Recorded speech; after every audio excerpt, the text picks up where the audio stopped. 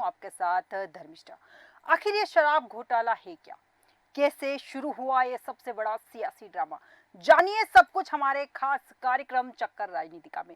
दरअसल दिल्ली शराब घोटाला मामले में सीएम अरविंद केजरीवाल को ईडी ने गिरफ्तार किया। ये बड़ी बात है कि एक सिटिंग सीएम को जांच एजेंसी ने गिरफ्तार किया है। आजाद भारत में काफी कम बार ऐसा हुआ है कि पद पर आसीन किसी मुख्यमंत्री को इस तरह से गिरफ्तार किया गया हो, लेकिन अब क्योंकि गिरफ्तार हो चुकी है, ऐसे में आगे का रास्ता भी चुनौतीपूर्ण रहने वाला है। आप सभी के मन में सवाल यह है कि आखिर ये सारा विवाद है क्या? किस बात को लेकर ये सियासी ड्रामा चल रहा है? ये नई वाली शराब नीति थी क्या?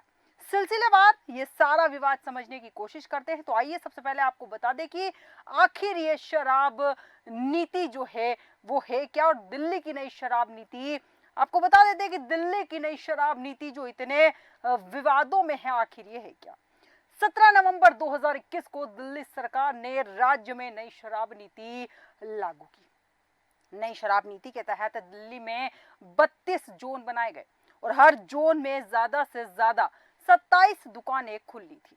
दिल्ली में कुल 849 दुकानें खुलनी थी और नई शराब नीति में दिल्ली की सभी शराब की दुकानों को प्राइवेट कर दिया गया।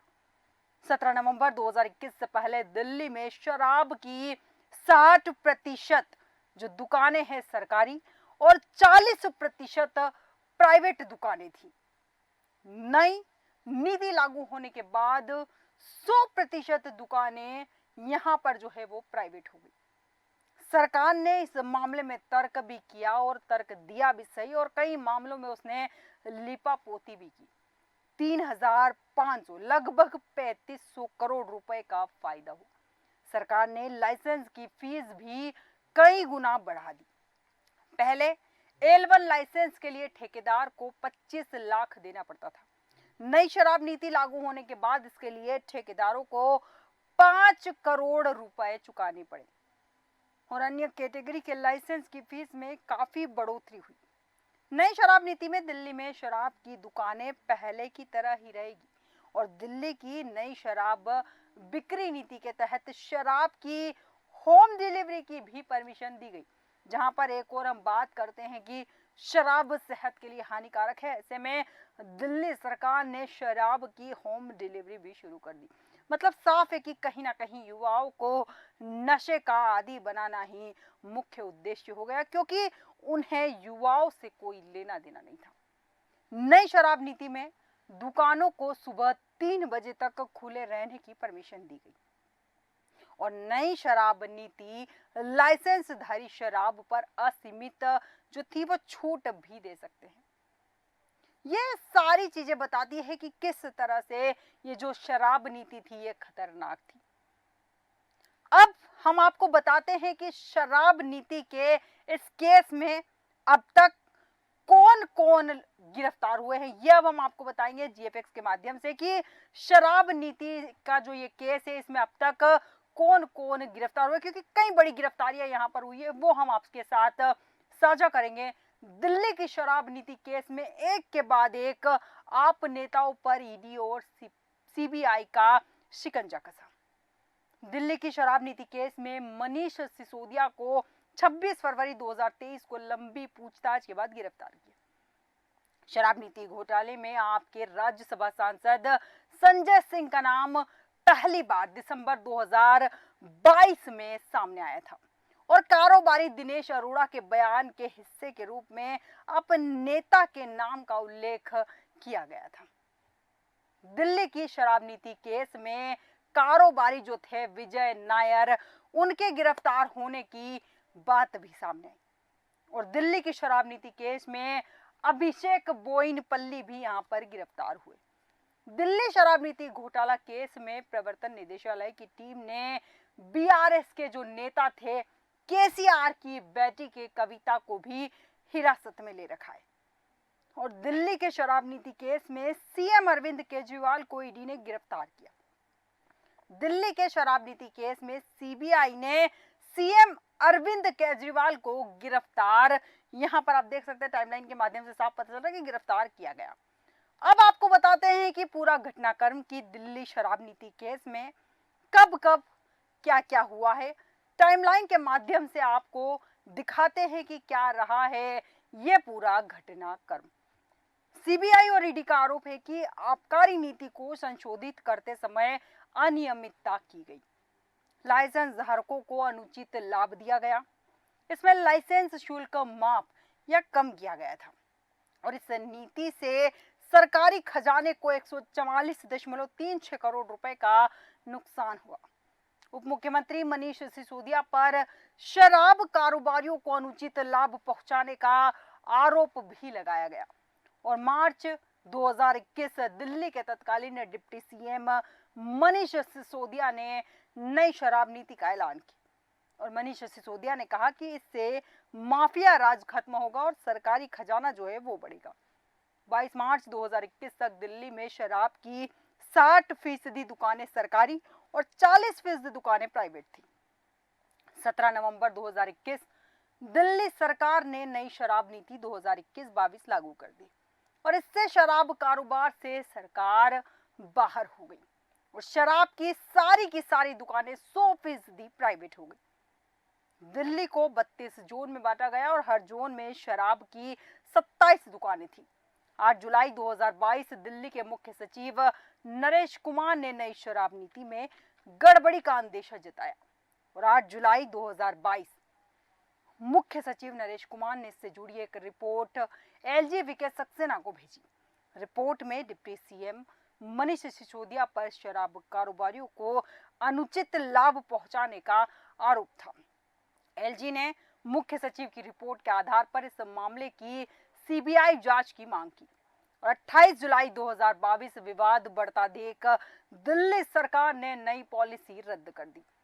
28 जुलाई 2022 को दिल्ली सरकार ने पुरानी पॉलिसी जो थी फिर से लागू कर दी और 17 अगस्त 2022 सीबीआई ने एलजी की मांग पर केस दर्ज किया और जांच शुरू की। जांच में मनीष सिसोदिया और 3 रिटायर्ड सरकारी अधिकारियों के साथ 9 बिजनेसमैन और 2 कंपनियों को आरोपी बनाया गया। सीबीआई ने इन पर भ्रष्टाचार से जुड़ी धाराओं के तहत केस भी दर्ज किया। 22 अगस्त 2022 इस मामले में प्रवर्तन निदेशालय ने सीबीआई से मामले की जानकारी लेकर मनी लॉन्ड्रिंग एक्ट के तहत केस दर्ज किया और 12 सितंबर 2022 आम आदमी पार्टी के संचार प्रमुख विजय नायर को सीबीआई ने गिरफ्तार किया। सितंबर 2022 में ईडी ने शराब कारोबारी समीर महेंद्रू को लंबी पूछताछ के बाद गिरफ्तार किया था। 11 दिसंबर 2022 को सीबीआई ने कविता से पूछताछ की थी। 26 फरवरी 2023 इस केस में पहली बड़ी गिरफ्तारी मनीष सिसोदिया के रूप में हुई और मनीष सिसोदिया को लंबी पूछताछ के बाद सीबीआई ने गिरफ्तार करके ईडी ने भी सिसोदिया को गिरफ्तार किया। 4 अक्टूबर 2023 आप नेता संजय सिंह को प्रवर्तन निदेशालय ने गिरफ्तार किया। 2 नवंबर 2023 शराब नीति केस में ईडी ने अरविंद केजरीवाल को पहला समन जारी किया और 21 दिसंबर 2023 अरविंद केजरीवाल को दूसरा समन जारी हुआ। केजरीवाल पेश नहीं हुए और 3 जनवरी 2024 ईडी ने अरविंद केजरीवाल को तीसरा समन जारी किया। 17 जनवरी 2024 शराब नीति केस में ईडी ने अरविंद केजरीवाल को चौथा समन जारी किया। 2 फरवरी 2024 ईडी ने दिल्ली सीएम को 5वीं बार समन भेजा। 22 फरवरी 2024 ईडी ने केजरीवाल को छठा समन भेजा। 26 फरवरी 2024 अरविंद केजरीवाल को 7वां समन भेजा गया। 27 फरवरी 2024 केजरीवाल को 8वीं बार समन भेजा गया। 16 मार्च 2024 भारत राष्ट्रपति समिति के नेता कविता को प्रवर्तन निदेशालय ने हिरासत में लिया। 17 मार्च 2024 को अरविंद केजरीवाल को 9वां समन भेजा गया और 21 मार्च 2024 लंबी पूछताछ के बाद ईडी ने केजरीवाल को आखिरकार गिरफ्तार किया। ईडी के बाद सीबीआई ने भी अरविंद केजरीवाल को गिरफ्तार किया। सबसे पहले जानते हैं कि दिल्ली सरकार की नई आबकारी नीति क्या थी। दरअसल ये वो पॉलिसी थी जिसके लागू होते ही दिल्ली में शराब और बियर पर ऑफर की झड़ी लग गई। नई आबकारी पॉलिसी के चलते दिल्ली में कई शराब के स्टोर्स पर एक बोतल की खरीद पर दूसरी मुफ्त में मिल रही थी और कुछ जगहों पर तो एक पेटी खरीदने पर दूसरी पेटी फ्री मिल रही थी। इस ऑफर की वजह से दिल्ली में शराब की दुकानों के बाहर लंबी लंबी लाइनें लग गई और शराब की दुकानों पर इतनी भीड़ बढ़ गई कि कई जगहों पर पुलिस की मदद लेनी पड़ी। लेकिन उसके बावजूद भी एक बोतल की खरीद पर दूसरी बोतल मुफ्त मिलती रही। आपको बता दें, दिल्ली में 17 नवंबर 2021 को नई एक्साइज पॉलिसी लागू हुई थी, जिसके बाद शराब बिक्री के नियम बदल गए। दिल्ली में नई एक्साइज पॉलिसी के तहत शराब स्टोर्स को अधिकार था कि ग्राहकों को लुभाने के लिए वे गिफ्ट और डिस्काउंट दे सकते हैं, जबकि इससे पहले की आबकारी नीति के तहत शराब के दाम सरकार तय करती थी, जिस कारण दुकानदार इसमें कोई बदलाव नहीं कर सकते थे और एक बोतल के साथ दूसरी फ्री जैसी कोई स्कीम नहीं थी। हालांकि उस समय आधिकारिक तौर पर आबकारी अधिकारियों का कहना था कि दिल्ली में शराब पर सिर्फ 25% ही छूट है, जबकि एक के साथ एक फ्री यानी 50% तक की छूट मिल रही थी।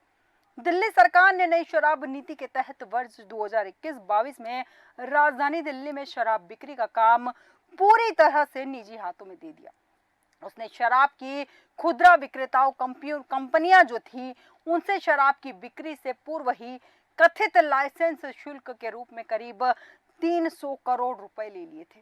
इसके साथ ही विक्रेताओं को यह अनुमति दे दी गई कि वे एमआरपी से नीचे किसी भी दाम पर शराब बेच सकते हैं और यहीं से शराब में छूट देने का खेल शुरू हो गया। हर ठेकेदार ज्यादा शराब बेचने के लिए छूट पर छूट देने लगे और लोग जमकर खरीद भी रहे थे, क्योंकि दिल्ली वाले घरों में 18 लीटर बियर या वाइन रख सकते हैं। दिल्ली सरकार की नई आबकारी नीति लागू होते ही शराब और बियर पर ऑफर की झड़ी लग गई और नई आबकारी पॉलिसी के चलते दिल्ली में कई शराब के स्टोर्स पर एक बोतल की खरीद पर दूसरी मुफ्त में मिल रही थी और सरकार के लिए शराब रेवेन्यू का एक बड़ा जरिया है। शराब पर टैक्स बढ़े या घटे, पीने वालों पर इसका कोई फर्क नहीं पड़ता, इसलिए राज्य सरकार भी अपने हिसाब से शराब पर टैक्स वसूलती है। दिल्ली की केजरीवाल सरकार भी रेवेन्यू बढ़ाने के लिए नई आबकारी नीति लेकर आई। इससे सरकारी खजाना बढ़ने का दावा किया गया था, लेकिन नई आबकारी नीति दिल्ली सरकार के लिए गले की फांस बन गई। दरअसल दिल्ली सरकार की नई आबकारी नीति यानी कि न्यू एक्साइज पॉलिसी की वजह से आम आदमी पार्टी के 3 बड़े नेता जो थे वो जेल पहुंच चुके और सबसे पहले इस मामले में बड़ी गिरफ्तारी जो हुई थी वो मनीष सिसोदिया की हुई, क्योंकि वो आबकारी मंत्री भी थे। उसके बाद आपके राज्यसभा सांसद संजय सिंह जेल पहुंचे। इन पर आरोप है कि शराब घोटाले में ये अहम कड़ी है। लेकिन अब इस मामले में आपके सबसे बड़े नेता और दिल्ली के मुख्यमंत्री अरविंद केजरीवाल भी गिरफ्तार हो चुके हैं और इस मामले में प्रवर्तन निदेशालय का कहना है कि अरविंद केजरीवाल सबसे बड़े सरगना हैं। ईडी ने उन्हें साजिशकर्ता बताया है।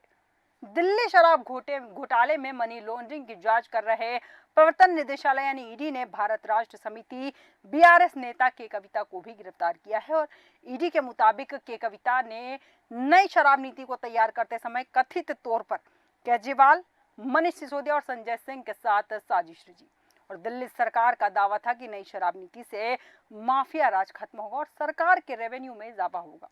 केजरीवाल सरकार ने तर्क दिया था कि इसमें 3500 करोड़ रुपए का फायदा होगा और नई शराब नीति के तहत दिल्ली में 32 जोन बनाए गए थे और हर जोन में अधिकतम 27 दुकानें खुलनी थी और इस तरह के कुल 849 दुकानें खोली जानी थी और नई शराब नीति में दिल्ली की सभी शराब की दुकानों को प्राइवेट कर दिया गया। ये मामला इतना तूल पकड़ चुका है और सबसे बड़ा सवाल यहाँ ये उठता है कि आगे इस मामले में क्या होने वाला है, क्योंकि ये बहुत चर्चित मामला है, क्योंकि यहाँ पर सीएम की गिरफ्तारी हुई है, क्योंकि पहली बार हुआ है जहां किसी सीएम की गिरफ्तारी हुई है। अब यहाँ पर देखना दिलचस्प होगा कि आगे इस मामले में और क्या कार्रवाई होती है और सीएम केजरीवाल जो लगातार इस बात से इनकार करते रहे वो कब हार मानते हैं और आगे सियासत में इसका और कितना रंग देखने को मिलता है। हमारे आज के खास कार्यक्रम चक्कर राजनीतिका में इतना ही। बने रहिए देश न्यूज के साथ।